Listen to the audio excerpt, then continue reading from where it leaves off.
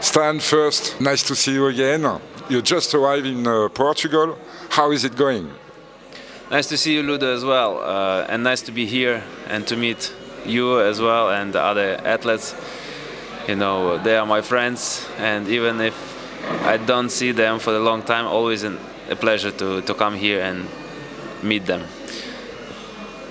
I'm in Portugal, and I don't know, today we finished with the registration, we're in control and ready for the competition. I want to show some good fights tomorrow. I want people to enjoy my fights as well. How do you feel? Being here is a good distraction from the situation in Ukraine, and I'm feeling relaxed, you know, because what's going on there in Ukraine is much more stressful than the competition by itself. So I enjoy spending time here. How was the last weeks? How did you live them? Luckily, the situation in Ukraine is now more controlled than on the beginning, and in the military base where I am serving, my commanders told me that I can get back to trainings, and prepare for the competitions. Of course, I'm not in the good shape, in the best my shape for this tournament, but anyway, I will try to enjoy. You spent the first months in the army. How was your daily life that time? How was my life? I usually, I changed my life totally. For the first months, I almost lived in the military base, patrolling day and night. Stopped trainings, stopped all the projects I had, stopped everything. My whole life changed. I sent my family abroad, so I was alone, and I did things that were not normal to me. And of course, it was difficult time. The time when I just started to get used to news that we heard from those east regions, east, northern, and south regions, because when the war started, they attacked from all the sides. But thanks to karate, actually, thanks to all that experience that I got by passing all these competitions and qualifications, stress for me is not a serious problem. So I stayed cold-blooded, and I was ready. I was focused, and I knew that even if the invasion will start from the Belarusian side, I will protect my city with the other guys, and I was ready to do it. Can you believe it? Well, after what happened on the east and north and south, yeah, I believed that this may happen in our city as well. I was ready for that. You haven't seen your wife and your little son for something like 2 months.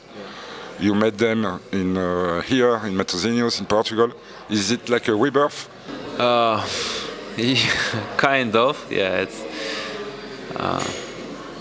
I just wanted to see them finally, and I was happy today to hug my boy and to hug my wife. Yes, and now, as you see, he cannot let me go alone anywhere. He wants to go with me everywhere I go. So it's nice to see them again.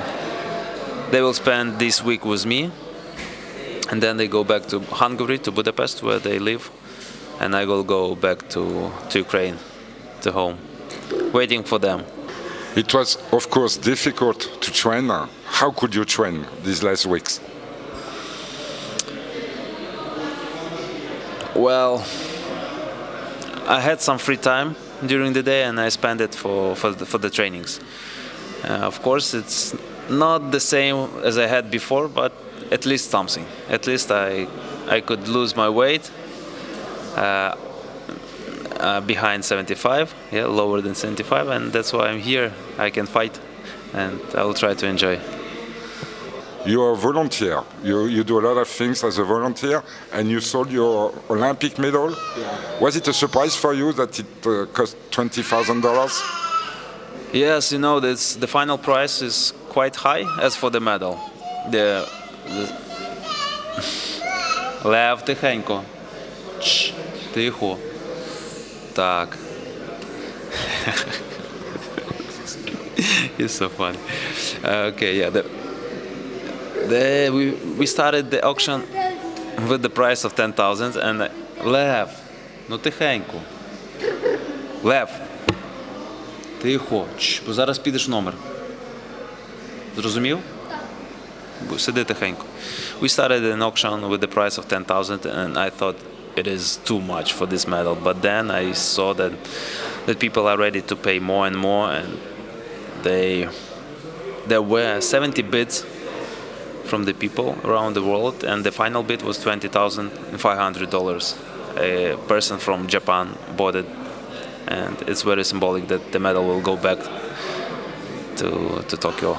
This guy, I don't know him, but he told that he will hold this medal till the war finishes, and then he invites me to Japan and give this medal back to me.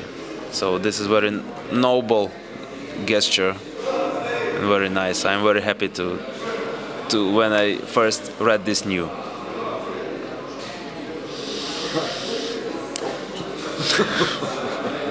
Do you know how this money will be used?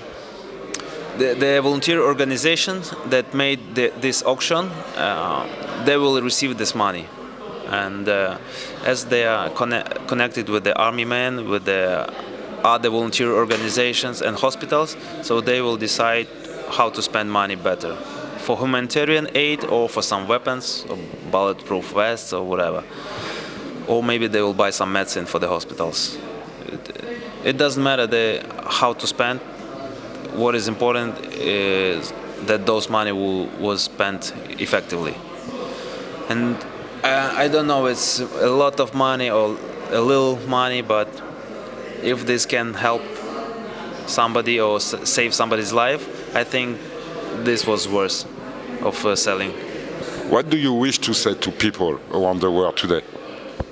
Oh, I just want to say thank you for the huge support me personally receive from the whole world, really, for the help, for the donations. People send their money so I could buy something useful for my people, and really like the whole civilized world is united with Ukraine, and this huge support that we have now we had never before, and I'm happy that Ukraine is now well known everywhere in the world. Unfortunately, due to such a situation, but that's very important. What we receive from European Union, United Kingdom, from Japan, from USA, Australia, South America region, well, that's very important. And this, thanks to this, we still stand and fight against Russia. If we didn't have this support, probably we would lose this war. But we have pretty big chances to win this war and stop Russian terrorism. So I just want to say big thanks to all the people who help us. Were you surprised by all the help from all over the world? I was really surprised. From the first days, ordinary people, they started to support us, and they stimulated their governments to support Ukraine. And because political leaders from all over the world, they knew about the situation that will come, that Russia will start the war, and they were not ready to support us. But their people showed them that they want this support from their governments, and their governments understood that they are ready to take this, that they can take this responsibility to help Ukraine. So what people did for us is priceless. Actually, that's why we are still alive, and we still can fight against Russian terrorism. What are your expectations for 2022? For this year? I don't know. If it's expectation, it's my dream, and dream of all Ukrainians, that this war was finished as soon as possible. with our victory, of course. Well, I don't know how soon it will happen, but at least I hope that all will be finished in this year. So just my dream is to finish this war.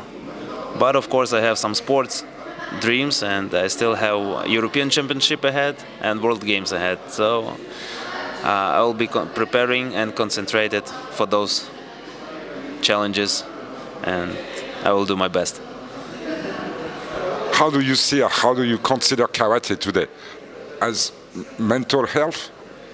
As, probably yes, as mental health, because this is the way how to escape from all this horrible situation that we have in Ukraine.